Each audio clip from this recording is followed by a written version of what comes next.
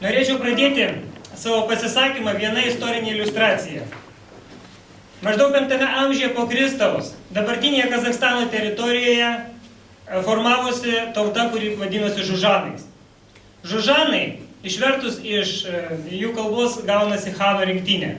Tai buvo tauta, kurią vienijo ne bendra kalba, ne bendros tradicijos, bet noras gyventi kitų sąskaitą. Ši tauta užpuldinėdavo aplinkui esančias tautas, imdavo jų turtą, o žmonės paimdavo į nelaisvę ir darydavo vergais. Bet su vergais Žužanai turėdavo nuolatos problemų. Vergai prisimindavo, iš kur yra kilę, jie visą laiką norėdavo grįžti į namus ir norėdavo būti laisvi. Galiausiai jie sukildavo prieš savo šeimininkus. Todėl jie visą laiką galvojo, ką padaryti, kad šitie žmonės, būdami vergais, nesuprastų esas tokie. Ir čia jiems puikiai padėjo vietiniai šamanai, kurie pasiūlė būdą, kaip paversti vergą žmogumi, kuris nesijaustų esas vergu. Taip jie, kaip taisyklė, paimdavo į nelaisvę 6 jaunuolius, juos nuskusdavo plikai, čia pat papjaudavo kupronogarį ir iš kupronogario kupros, vidinės kupros odos dalies padarydavo 5-6 kepuraitės, kurios vadindavosi šyrė. Išvertus tai reiškia puvimas. Taigi šitas kepuraitės jiems uždėdavo ant galvos, jaunuolius sukaustydavo mediniuose kovose, kad jie negalėtų jo nusijimti ir išveždavo juos į dykumą. Čia juos palikdavo 5-6 dienom. Kaitri saulė, kaitindama šią odą, pradėdavo ją traukti ir žmogaus galva atsidurdavo geležiniuose spąstuose. Kad ką jie patirdavo, galite kiekvienas pabandyti, paėmęs ir suspaudęs savo galvą rankomis ir bent keletą minučių palaikęs. Tai būdavo nežmoniškas ir baisus skausmas. Tačiau baisiausias dalykas vykdavo po 2 dienų. Po 2 dienų žmogaus galvos plaukai pradėdavo augti ir negalėdami praukti pro odinę kepuraitę apsisukdavo ir įaudavo žmogų į kaukolę, o vėliau lyg plieniniai strypai apraizgydavo ir visus žmogaus smegenis. Žmogus verkdavo, žmogus rėkdavo, vemdavo, alpdavo, jam niekas negalėdavo padėti. Iš šių 6 jaunuolių išgyvendavo 2. Baisiausias dalykas tas, kad šie žmonės po šitokios procedūros užmirždavo, kas jie tokie yra. Giminės sužinoja, kad jų jaunuolis, ten vyras, mylimasis, tapo štai tokiu žmogumi, jo nebesistengdavo sugrąžinti į savo giminę, kadangi žinodavo, kad tai žmogus kaliausi. Tokius žmonės vadindavo mankurtais. Mankurtas išvertus reiškia silpnaprotis kirminas. Taigi, jie rado būdą, kaip vergą paversti mankurtu. Mankurtas prarasdavo atmintį, jį domindavo tik tais maistas, jis buvo visiškai priklausomas nuo šeimininko valios, niekada nesipriešindavo ir nebėgdavo. Jis tiksliai vykdydavo visus šeimininko paliepimus, galėdavo ilgai ir nuobodžiai vykdyti patį puikiausią darbą. Taigi, jeigu vergas suprasdavo, kad jis yra vergas, tai mankurtas nesuprasdavo savęs esas vergu. Šiandien vis dažniau Lietuvoje mes galime išgirsti iš atskirų nelikusių abejingų žmonių tam, kas dedasi šiandien Lietuvoje, kad Lietuvoje šiandien vyksta akivaizdi mūsų tautos mankurtizacija, tai yra nužmoginimas. Bet iš tiesų, mums šiandien juk niekas kepuraičių nededa ir niekas mūsų nekankina. Taip, kepuraičių mums niekas nededa ir nekankina, bet tam, kad žmogų paversti nužmogėjusiu mankurtu, tam šiandien galima naudoti kitas priemonės, tai informacinės priemonės. Tai gali būti bet kas skatintų mūsų kūniškumą. Pramoginės laidos, sportas, visokie juokeliai, bet kas neleistų žmogus duoti galimybę susimastyti ties to, kas su juo daroma, kokiu gyvuliu jis po truputėlį virsta. Štai prisiminkime, kad ir visai neseniai Lietuvoje įvykusi įvykį. Mergina išbėga į krepšinio aikštelę, apnuogina krūtinę prieš visą Lietuvą, tuo tarytumai sakydama, kad jai yra nusispjauti į visas moralinės normas nusistovėjusias mūsų šalyje. Ir kaip sureaguoja tai mūsų visuomenė? Mes pasipiktiname? Mes užmėtom ją akmenimis? Ne. Žiniasklaida jos nuotraukas išdėlioja visose savo pirmose puslapiuose. Iš jos įmama interviu, žavimasi jos drąsa. Jai pasiūlome 10 įvairiausių darbo pasiūlymų. Ką tai sako apie mūsų mąstyseną? Ką tai sako apie mūsų moralės suvokimą? Mes tylime. Ir toliau. Ir todėl mums po truputį primetamos šiandien yra vis šlykštesnės idėjas bei atgrasus gyvenimo būdas. Mums šiandien teikiama, kad mūsų ramybė, saugumas, džiaugsmas, galiausiai laimė priklauso ne nuo mūsų tarpusavio santykių, priklauso ne nuo mūsų svajonių, ne nuo mūsų galiausiai tikėjimo, bet nuo pinigų kiekio, kurį mes turime. Todėl vis dažniau mes girdime apie tai, kad šiandien svarbiausia susikurti kuo geresnės komfortiškas sąlygas, kad šiandien yra svarbiausias dalykas siekti kuo daugiau pinigų. Galbūt todėl šiandien suicidas, tai yra savižudybės, užima pirmąją vietą pas mus Europoje. Lietuva užima tarp Europos valstybių. Taip šiandien sveikas maistas mums pristatomas kaip beskonis ir šliukštus, o įvairiausi konservuoti, modifikuoti maisto produktai, supakuoti gražiose pakuotėse pateikiami mums kaip dangiškas nektaras. Valstybinės šventės, kurios turi priminti apie mūsų tradicijas ir apie mūsų istoriją, šiandien praktiškai yra paskelbtos atviromis masinio girtuokliavimo dienomis. Kyšis imtas vadintis nebe papirkinėjimo, bet dėkingumo išraiška. Paprastas gailestingumas šiandien vaizduojamas kaip vedmainystė, o įvairiausios vedmainiškos labdaringos akcijos liaupsinamos kaip geradarystė. Mokyklose jau nebevartojamas žodis disciplina. Svarbiausia mums iš visų pusių aiškinama yra kalbėti apie vaiko teisės, apie jų pareigas ir atsakomybę niekas nebekalba. O vaikų neišsiauklėjimas, ciniškumas aiškinamas kaip naujos kartos ypatingumas, sako Indigo vaikai, ypatingi vaikai. Šlykščių, necenzūrinių žodžių vartojimas šiandien pristatomas ne kaip kultūros stoka, ne kaip kalbos skurdumas, o kaip charakterio tvirtybė. Paleistuvystę ir ištvirkimą šiandien visaip siekiama pavaizduoti kaip meilę, o santuokinius ryšius kaip grandines, pančius ar istorinę atgyvenę. Na ir galiausiai homoseksualizmas. Šiandien vis dažniau mums skelbiama, kad tai yra gyvenimo norma, o greit matyt bus skelbiama, kad tai yra privilegija. Žinote, visi šitie iškrypimai ir vertybių pakeitimas surogatais ateina pas mus iš vakarų, iš Europos parlamento, brukami mums po lygių žmonių teisių priedangą. Jie teigia, kad šitos naujovės padarys mūsų visuomenę tolerantišką ir gražią, kaip štai šitų gražių besiganančių avyčių žaliose pievose tautą. Ši visuomenė, sako, jie bus mylinti, pakanti, draugiška, o tai reiškia laiminga.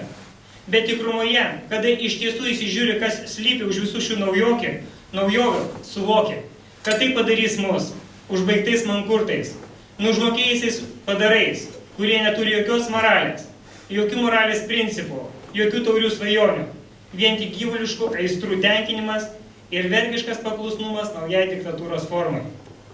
Ir visą tai jie pradeda daryti nuo mūsų vaikų.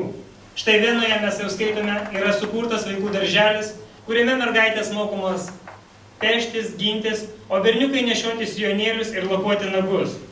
Ir mes manome, kad tai vyksta tik pas juos, o pas mus tokių dalykų nėra. Tačiau štai mes per televiziją matome mūsų žymiuosius teletabius, tuos puikius mielus padarėlius, lyg ir neturinčius lyties ir galinčius kartu vienu metu būti ir mergaitėmis ir berniukais.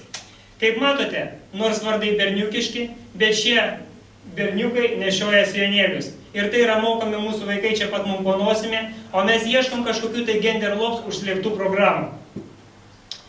Vėliau, kada mūsų vaikai paaugs ir išmoks skaityti, jiems bus pateikiamas štai tokias knygutės, iš kurių šiandien mokosi jau vaikai Vokietijoje. Kaip matote, čia parašyta, homoseksualizmas tai tik kita meilės forma, o meilė tai geriausias būdas būti laimingu. Štai kitas puslapis iš šitos knygutės. Tėtis ir jo draugas laimingi kartu, o aš laiminga su jais. Vėlgi, mes galvojame, kad tai kalbama tik pas juos, o pas mus tokių idėjų dar nėra. Štai pasižiūrėkite, kas yra parašyta lietuviškoje knygutėje vaikams nuo 11 iki 14 metų klausimai apie meilę. Čia parašyta 60 puslapyje. Homoseksualai tai kada vyras myli kitą vyrą arba moteris kitą moterį. Dviejų asmenų meilė visuomet yra gerbtinas dalykas. Žinote, pedofilai irgi myli vaikus, zoofilai myli gyvūnėlius. Pasakykite, negi mes pasislėpę už šito magiško žodžio meilę galime pateisinti bet kokią niekšybę ir nedorybę? Vėliau, jau mokyklose vaikai per lytinio švietimo pamokas bus mokami, kad jie turi išmokti apsisaugoti nuo nepageidaujamo nėštumo arba nuo nepageidaujamų ligų, ne susilaikymu, ne draugiškais santykiais, ne moralės vertybėmis, bet naudodamiesi kontraceptiką. Šiandien atvirai per įvairius seminarus mokytojams siūloma mokyklose iškabinti išpažintinius stendus su kontraceptinėmis priemonėmis, kad kiekvienas iš šių stendų šaukte šauktų: užsiiminėkite seksu kiek tik tais norite, svarbiausia darykite tai saugiai. Kada bandai pasakyti, kad tai yra amoralumo propaganda, jie sako: ką jūs? Tai yra nuoširdi pagalba jūsų vaikams. Dar visai neseniai mes buvome mokomi, kad homoseksualizmas tai iškrypimas ir nenatūralus seksualinis žmogaus polinkis. Bet dabar vis garsiau iš vakarų mums sakoma, kad homoseksualizmas tai natūrali žmogaus meilė, tik kitokia. Taigi, taip mums siekiama primesti gėjų paradus. Kada mes tam prieštaraujame, mums sakoma iš televizijos ekranų: žinote, Lietuva labai nepatraukliai atrodo Europos Sąjungai. Man keista, kodėl mes į Europą turime eiti per kitą galą. Estijoje, Rusijoje, Berlyne ir daugelį kitų pasaulio sostinių tokie paradai jau praėjo. Žinote, žmogaus seksualinė orientacija išties yra jo asmeninis reikalas, su jo sąžinė, ir jo niekas už tai neturėtų nei smerkti, nei persekioti, kol jis nebando to primesti kitiems. Bet tai, ką daro šiandien gėjai per šios paradus, tai yra atviras visuomenės tvirkinimas ir degradacijos propaganda. Pasakykite, ašgi nesidedu stringų, nebėgu gatvę su savo žmona ir nerodau visiems, kaip mes kuo užsiimame tamsiame kambarėlyje. Nes tai yra grynas tvirkinimas. Štai ir visa įvykių virtinė, išleisti įstatymai, kurie jau yra priimti kitose pasaulio šalise ir kas anksčiau ir vėliau ateis pas mus. Manęs prieš pasisakant šitą paskaitą prašė surinkti medžiagą apie tai ir kad aš galėčiau paskaityti. Aš pradėjau rinkti įvairiausius laikraščius iš įvairių žurnalų, laikraščių ir štai ką aš surinkau. Tiesiog noriu jums apibrėžti, parodyti, kas yra šiandien rašoma. Kadangi, žinot, kartais sako, per medžius nebematai miško. Dabar aš noriu jums nupiešti visą mišką. 2006 metais rugpjūčio 30 dieną Kalifornijos gubernatorius Arnold Schwarzenegger pasirašė įstatymą, kurio verčia visas mokyklas be išimčių propaguoti homoseksualinį gyvenimo būdą. Dar kitas įstatymas reikalauja, kad mokyklos vadovėliuose apie homoseksualizmą, bioseksualizmą, transseksualumą ir transvestizmą būtų kalbama tik pozityviai. Po šio įstatymo mokyklose buvo peržiūrimi vadovėliai, knygos. Ar juose nėra kokių nors diskriminuojančių dalykų? Pavyzdžiui, ar nėra aprašoma santuoka tarp vyro ir moters? Arba nėra žodžių, kuriuose pasakojama, kad žmogus gimsta vyru arba moterimi, o ne kažkas tarp jų? Jeigu kas nors pasipriešina šiai vadovėlio atrankai, jis yra apšaukiamas sektantų arba rasistu. 2007 m. spalį jis pasirašė įstatymą leidžiantį mokyklose berniukams naudotis mergaičių, o šioms berniukų tualetais, jei tik šito jie panorės. Galite įsivaizduoti, kaip jaučiasi tenai mergaitės, kurios yra iš normalių šeimų. Kaip jaustųsi jūsų dukra, jeigu eitų į tualetą, o čia pat galėtų bet koks vaikinas į ateiti ir sakyti: o aš noriu čia taip pat atlikti savo reikalus. Kaip jūs jaustumėtės? 2007 metais Kolorado valstijoje, Amerikoje, išleistas įsakymas, kad viešose vietose gali būti tik abiem lytim bendri tualetai. Taigi jūsų žmona nuvažiuos tenai į tualetą, čia pat gali bet koks vyriškis taip pat įeiti. Nežinau, kaip jūs jaučiatės. Aš tai nelabai malonu. Taip pat Kalifornijoje reikalaujama gegužės 22 dieną paskelbti oficialiu laisvadieniu, atviro ir laisvo gėjo diena. 2007 metais vasario 16 dieną Škotijos nacionalinės sveikatos tarnyba išleido įstatymą, kuris skamba: slaugės ir kitos sveikatos priežiūros darbuotojas privalo vengti terminų mama ir tėtis, nes tokie terminai gali įžeisti homoseksualių porų įvaikintus vaikus. Taip pat direktyva draudžia terminus vyras, žmona ir santuoka, nes šie terminai išskiria lesbietės, gėjus ir bioseksualus. Vietoj jų reikia vartoti žodžius artimi kraujo giminaičiai arba partneriai.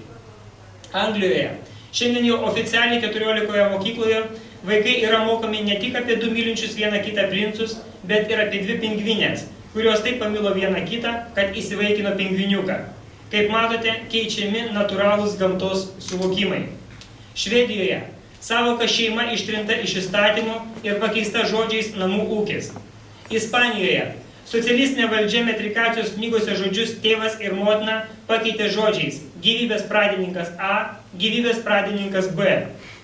2007 metais kovo 8 dieną San Francisko apeliacinis teismas nustatė, kad darbdaviai gali cenzūruoti terminus natūrali šeima, vedybos ir šeimos vertybės kaip nepakančią kalbą, o mokyklose uždraudė motinos dienos proga gaminti vaikams mamoms atvirukus. Izraelyje ir dar 6 pasaulio sostinėse homoseksualistams, holokausto aukoms pastatyti paminklai. Anglikonų, liuteronų ir kai kurių kitų protestantų bažnyčiose leista pastoriauti gėjams ir netgi tarpusavyje jiems tuoktis. Tas pats vyksta kai kuriuose judaizmo atšakose. Britanijoje 2005 metais sutuokta 15 000 vienalyčių porų. Šiuo metu tuoktis leidžiama 7 pasaulio valstybėse. Norvegijoje pradėta tuoktis nuo 2006 metų. Štai čia jūs matote iš Norvegijos nuotrauką padarytą, kur pastorius Kun Kite Telsau tuokia šitas moteris. Ten, kur leidžiama tuoktis, ten gėjams leidžiama ir įsivaikinti vaikus. O šie savo ruožtu, kaip suprantate, veda savo vaikus į bendrus darželius, mokyklas ir todėl reikalauja, kad visi vaikai dabar tokiuose mokyklose būtų auklėjami pagal šių tėvelių įgeidžius. Kada tai bus įteisinta Lietuvoje, tada Genderlobs programos leidėjai nebeklaus, ar jie gali tai daryti. Tada jie reikalaus nubausti visus tuos, kurie bando tam pasipriešinti, kas šiandien praktiškai vyksta Jungtinėse Amerikos valstijose. Vokietijoje iš vienos šeimos buvo atimtos tėvystės teisės, nes šie nesutiko leisti savo 15-metės dukros Melisos Busekros į pamokas, kuriuose buvo propaguojamas homoseksualizmas. Štai čia jūs matote reklaminį plakatą Vokietijoje, kuris skelbia ant autobusų stotelio Vokietijoje: Tėti, aš gėjus. Ir apačioj, kad pasakytume tiesą, reikia drąsos. Kitose plakatuose jie rašo: nori būti didvyriu, pasakyk, kad tu homoseksualistas. Štai Anglikonų bažnyčios pastorius Anthony Pridis už tai, kad atsisakė priimti homoseksualistą dirbti jaunimo vadovo, turėjo sumokėti $92 000 baudą ir išklausyti perauklėjimo kursą. Štai čia mes randamės, kiek aš suprantu, religinėse patalpose. Įdomu, kaip sureaguotų pastorius, jeigu šiandien ateitų homoseksualistas ir pasakytų, kad jis nori dirbti su jų vadovu, su jų vaikais. Mes, manau, pasakytume lygiai tą patį, kad mes to netoleruotume, ar ne? Toliau. Švedijoje buvo nubaustas kunigas Ake Grin, nes viešai pradėjo cituoti šventąjį raštą apie tai, kad homoseksualizmas yra smerktinas. Anglijoje piniginiam baudom buvo nubausti 4 gaisrininkai, sudrausminę viešose vietose užsiiminėjančius seksų gėjus. Po teismo visiems jiems teko priverstinai išklausyti pakantaus elgesio kursą. Kanadoje gėjai kryptingai eina į įvairias krikščioniškas bažnyčias ir elgiasi ten iššaukiančiai pamaldų metu, tam, kad po to galėtų apkalti tikinčiuosius nepakantų ir tolerancijos stoka. Galite įsivaizduoti, vyksta pamaldos, ateina 2 porelė, atsisėda priekį, pradeda glamonėtis. Kaip jūs į tai sureaguotumėte? Be abejo pasipiktintumėte. Pasipiktinote, jūs esate netolerantiški, jūs galima už tai bausti. Los Andžele oficialiai gyvuoja René Gunjono organizacija, kurios devizas seksas prasideda nuo 8 metų, kitaip bus vėlų. Organizacijos tikslas įteisinti seksualinius santykius tarp suaugusių ir vaikų.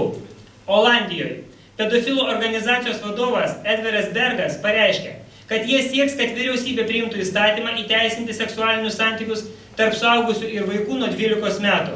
Jie šie patys to pageidautų. Taigi vaikui davėjai saldainukų ir daryk su jo, ką nori. Jie savo šalies spaudoje pareiškė, draudimas vaikams užsiiminėti seksu tik sužadina vaikų domėjimąsi šiais dalykais. Žinote, viskas vyksta palaipsniui.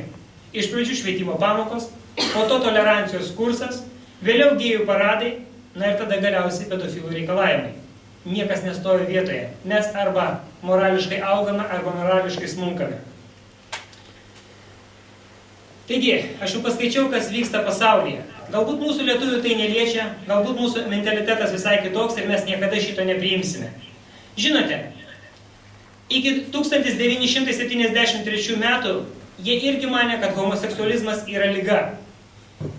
Bet kaip matote, mes lietuviai po 20 metų šitą paskelbėme. Ir Lietuvoje iki 1993 metų homoseksualistai santykiai buvo draudžiami, dabar jie jau yra nedraudžiami, praėjo 20 metų.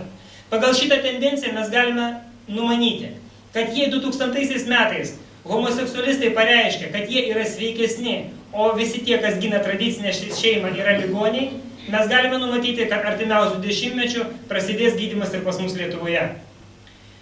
2009 metais, sausio 14 dieną, Europos parlamentas ataskaitoje apie žmogaus teises dauguma balsų ragino Europos šalis baudžiamojo kodekso priemonėmis veiksmingiau kovoti su homofobijos apraiškomis.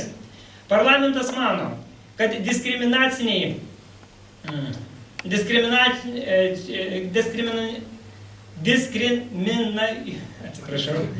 diskriminuojančias religinių, socialinių ir politinių lyderių pastabos homoseksualių asmenų atžvilgių kursto neapykantą ir smurtą ir prašo atitinkamus vadovaujančius organus juos pasmerkti. Tuo tarpu, diskriminacinis gėjų eitinių draudimas ir tinkamos apsaugos nesuteikimas jų dalyviams pažeidžia ES pripažintų žmonių teisių apsaugos principus. Taigi, jei kas nesutinka su Europos parlamento nuomonė, tam šis parlamentas nesiruošia būti nei tolerantišku, nei pakančiu. Jei jūs ir toliau norėsit mamą vadinti mama, o tėtį tėčiu, tai jūs pažeidžia darnios mankurtų visuomenės teises. Ir todėl turite būti vietiniais valstybių įstatymais nutildyti ir jei reikės, tam bus panaudoti visai netolerantiškai, kaip matote, būdai. Ir taip elgtis su jumis Lietuvoje, pavyzdžiui, jau yra paruoštas teisinis pagrindas. Štai paklausykite. Lietuvos baudžiamajame kodekse 25 skyriuje nusikaltimai ir baudžiamieji nusižengimai asmens lygiateisiškumui ir sąžinei ir laisvei jau yra padėtas pagrindas bausti visus, kurie nesutinka su homoseksualistų primetamu mums mąstysena. Štai kaip skamba 169 straipsnis. Parašyta, kas atliko veiksmus, kuriais siekia žmonių grupiai ar jai priklausančiam asmeniui dėl lygties, seksualinės orientacijos, sutrukdyti lygiomis teisėmis su kitais dalyvauti politinėje, ekonominėje, socialinėje, kultūrinėje, darbo ir kitoje veikloje, arba suvaržyti tokios žmonių grupės ar jai priklausančio asmens laisvės, baudžiamas viešais darbais, arba bauda, arba laisvės atėmimu, arba areštu, arba laisvės atėmimu iki 3 metų. Kitas straipsnis. 170. Tas, kas viešais pareiškimais, žodžiu, raštu ar panaudodamas visuomenės informavimo priemonės tyčiojasi, niekino, skatino neapykantą ir kurstė diskriminuoti žmonių grupę ar jai priklausantį asmenį dėl lyties seksualinės orientacijos, baudžiamas bauda arba laisvės apribojimu, arba areštu, arba laisvės atėmimu iki 2 metų. Praktiškai po šitos paskaitos man gali uždėti baudą arba mane areštuoti. Pagal šitą įstatymą. Viskas priklausys nuo to, kaip advokatas sugebės įrodyti arba apginti mane. Suprantate, kad šiandien tai jau yra padaryta, šiandien yra jiems pagrindas padėtas, kad tokių paskaitų ir tokių susitikimų niekada nebūtų. Taigi, nors šiandien nieko nekalbama apie terminą homofobija, bet kaip matome, kovai su homofobija mes jau turime baudžiamajame kodekse teisinį pagrindą. Pagal šį įstatymą Lietuvoje, jau pasak Respublikos žurnalistų, yra iškelta eilė bylų, kuriuose žmonėms teko sumokėti nuo kelių šimtų iki kelių tūkstančių baudas. Tai pradžia. Vėliau matyt bus dar smagiau.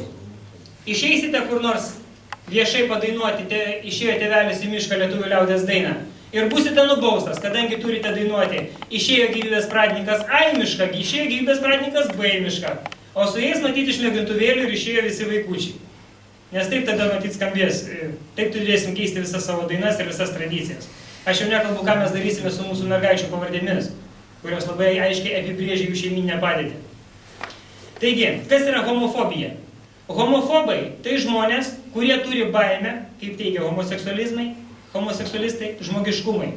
Kaip matote, jei anksčiau pederastija buvo laikoma liga, tai dabar jau jie laikomi sveikais, o mes žmonės ginantis tradicinę šeimą ir nusistovėjusią šeimos vertybės esame laikomi ligoniais. Kodėl? Nes mes protestuojame prieš jų paradus. Mes protestuojame ir priešinamės, kad nebūtų mūsų vaikams sekamos pasakos apie 2 princus. O tai reiškia, kad mes jų bijome. O tai reiškia, kad mes esam homofobai. Tarp kitko, į šį sąrašą taip pat mes galime įtraukti visas krikščioniškas organizacijas, kurie savo tikėjimą stato šventojo rašto pagrindu. Kadangi šventajam rašte ne vienoje vietoje yra parašyta, nesugulsi su vyriškiu tarsi su moterimi. Tai yra pasibjaurėtina. Taip pat popiežių Benediktą XVI mes irgi galime drąsiai paskelbti homofobų ir nubausti už neapykantą homoseksualistams. Tarp kitko, mūsų Lietuvos konstitucija Europos parlamentas irgi laiko homofobišką, nes jį gina tradicinę šeimą. Man netgi keista, kodėl šiandien Europos parlamentarai nuo Lietuvos, prabalsavę prieš mūsų šalies konstituciją, vis dar yra mūsų šalies parlamentarais Europoje. Kas man paprastam žmogui gali tai paaiškinti? Kodėl tokia betvarkė vyksta mūsų valstybėje? Kada Rusijoje praėjo pirmieji homoseksualistų paradai, pas juos atsirado štai tokie stendai, tai yra žmonės pradėjo su to kovoti. Ir be abejo, vakarų spauda iš karto paskelbė, kad jie yra fašistai, kad jų nuotaikos yra fašistinės. Čia, kas nesuprantat rusiškai, aš išversiu. Parašyta: saugokite vaikus, piderastai šalia.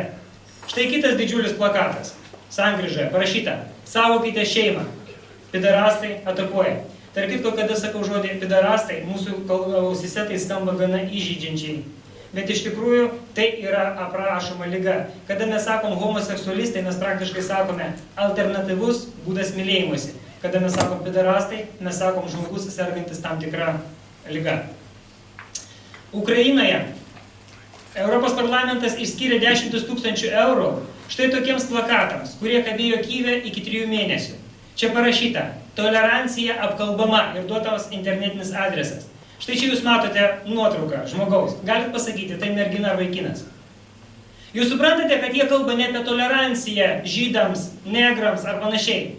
Visa tolerancija pas mus susijęma su vienu: patenkinti, pataikauti homoseksualizmą.